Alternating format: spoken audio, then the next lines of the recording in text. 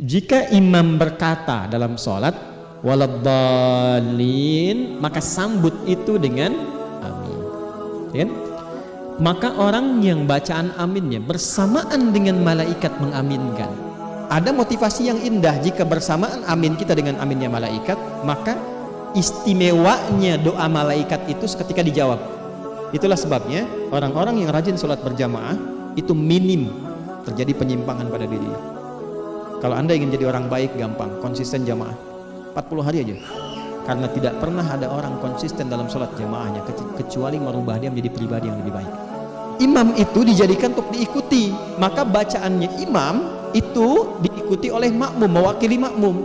Karena itu Hanafi itu sangat berpegang teguh dengan ini. Makanya di mazhab Hanafi itu kalau imam baca Al-Fatihah, makmum nggak usah baca.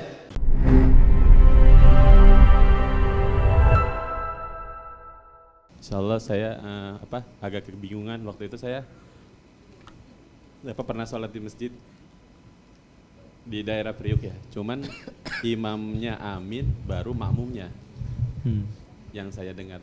Itu kan waktu pas saya sholat di masjid itu saya agak kaget ya, kok imamnya dulu baru makmum gitu.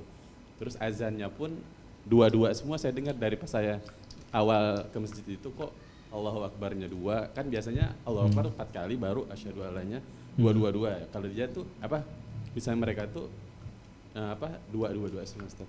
Baik Ustaz. Sudah? Alhamdulillah. Pertama semoga Allah tambahkan kepada kita pengetahuan baru dari apa yang Anda tanyakan di mazhab Hanafi. Nah, di Hanafi ini dia ada di Asia Selatan paling banyak sekarang. India, Pakistan, Bangladesh. Kita singkat biasanya dengan IPB. India, Pakistan, Bangladesh. Jadi kalau banyak masjid ya di beberapa negara Eropa, nah itu biasanya teman-teman IPB yang ada di sana. Nah ini mazhabnya umumnya Hanafi. Ya. Nah dalam Hanafi ini salah satunya ya ada beberapa hadis kan pilihan. Ya untuk penguatan itu dalam azan termasuk iqamah itu lafaz Allahu Akbarnya bahkan dalam setiap lafaznya disebutkan double. Jelas ya? Disebutkan double, bahkan sampai iqamah. Ya. Nah, dalam beberapa praktek bahkan nanti ada yang menarik. Ya, misal di Belanda itu dalam mazhab Hanafi itu kalau masuk mesti pakai kaos kaki. Ya, nanti kalau teman-teman ke Masjid Chami yang di Utrecht misalnya, itu ya, itu kalau masuk mesti pakai kaos kaki. Kita menghormati ya digunakan itu karena nanti ada tinjauannya. Ada beberapa dalil yang bisa dipilih mana yang paling gampang yang mau digunakan. Di Indonesia biasanya mengambil yang mudah untuk masyarakatnya, tapi berlandaskan dalil yang kuat yang tersambung pada Nabi SAW. Contoh misalnya, yang ada kaos kaki pakai kaos kaki, yang tidak nggak apa-apa, nggak ada masalah, ya kan? Kecuali yang perempuan misalnya kan, yang gunakan kaos kaki untuk menutup bagian dari auratnya.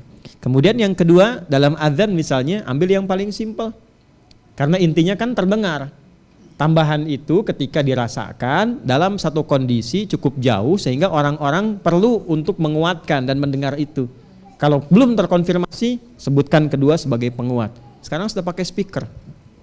Ya kan? Jadi dengan bagian lafaz yang pertama Allahu Akbar, Allahu Akbar. Sekali lagi cukup karena terdengar. Zaman dulu kan belum ada speaker. Di beberapa daerah, beberapa kondisi perlu penguatan. Nah orang ketika menemukan hadis kadang pukul rata. Oh ada hadisnya ini, tidak dilihat sebabnya apa. Jelas ya? Atau ada kesesuaian dengan tempat dia. Oh di tempat saya kalau sekali disebutkan belum kedengar, dia tambahkan 2 kali. Jelas sampai sini? Nah, maka mazhab Hanafi menggunakan pendekatan yang tadi, baik dalam adzan ataupun dalam iqamah. Kemudian dalam kasus amin sama. Ada 2 cara. Hadis standarnya begini. Idza qala al-imamu waladdallin ya faqulu amin. Faman wafaqa ta'minuhu ta'min al-malaikati ghufira lahu ma taqaddama min dhanbi. Paham? Tidak.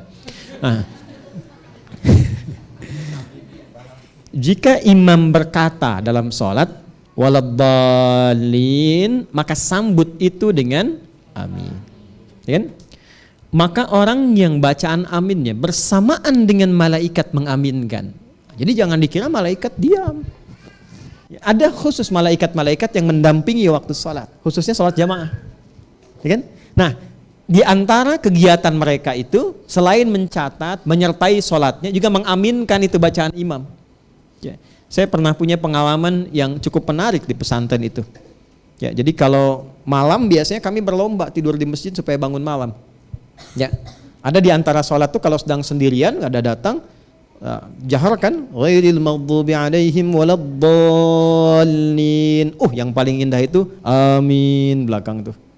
Ya, begitu salam kosong, nggak ada orang. Gitu ya. Nggak, ini konfirmasi kadang dalam situasi tertentu Allah buktikan bahwa apa yang disampaikan Nabi itu benar adanya gitu. Ya. Nah, ini ada motivasi yang indah jika bersamaan amin kita dengan aminnya malaikat, maka istimewanya doa malaikat itu seketika dijawab. Ya, seketika dijawab. Apa yang dijawab? Ketika malaikat amin, ternyata permohonan amin itu memohonkan ampunan kepada Allah supaya yang sholat itu diampuni dosanya oleh Allah Subhanahu wa taala. Jadi begitu kita katakan amin bersamaan dengan aminnya malaikat, langsung diampuni dosanya. Itulah sebabnya orang-orang yang rajin sholat berjamaah itu minim terjadi penyimpangan pada dirinya. Kalau Anda ingin jadi orang baik, gampang, konsisten jamaah 40 hari aja. Ya, sebentar.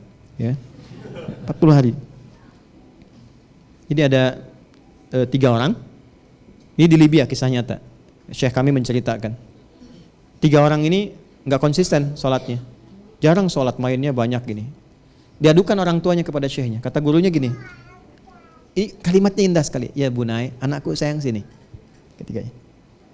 Sekarang saya cuma mau katakan begini, kata syekhnya. Kalian sholatlah 40 hari jamaah 5 waktu.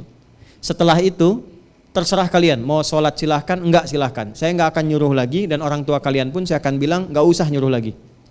Terserah. Setelah 40 hari, yang satu itu terus sholat dan berubah jadi baik. Yang satu tetap seperti semula. Yang satu ada perubahan tapi enggak seperti yang pertama tadi.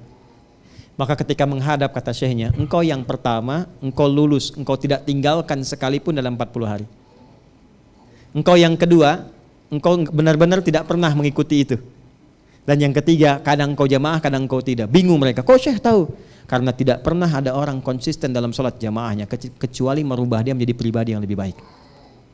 Salah satunya adalah amin yang disampaikan oleh malaikat. Kadang-kadang apa? Imam juga pengen. Makanya dalam satu riwayat ketika imam mengatakan waladdallin, dia mengatakan amin. Maka ada bagian yang mengatur aminnya imam dulu, baru aminnya makmum. Tapi kalau pengen ngambil hadis standar, sebetulnya nggak perlu ngambil yang itu. Ambil aja yang awal. Apa? Ghairil maghdubi alaihim waladdallin, baru kemudian amin. Saat bersamaan imam juga amin, kita juga amin. Nah, dalam mazhab Hanafi itu diaturnya begini. Mesti makmum ikut imam karena ikut hadisnya berbunyi innama ju'ilal imamu liyutamma bihi fa qira'atul imam qira'atul ma'mum. Paham? Dah. Imam itu dijadikan untuk diikuti, maka bacaannya imam itu diikuti oleh makmum, mewakili makmum. Karena itu Hanafi itu sangat berpegang teguh dengan ini. Makanya di mazhab Hanafi itu kalau imam baca Al-Fatihah, makmum gak usah baca, udah ikut aja ke imam, sudah tercover. Ya, tapi kalau imam baca amin waladdallin, tunggu imam amin dulu, baru makmum ikut amin. Kenapa? Karena makmum mengikuti imam. Jelas sampai sini?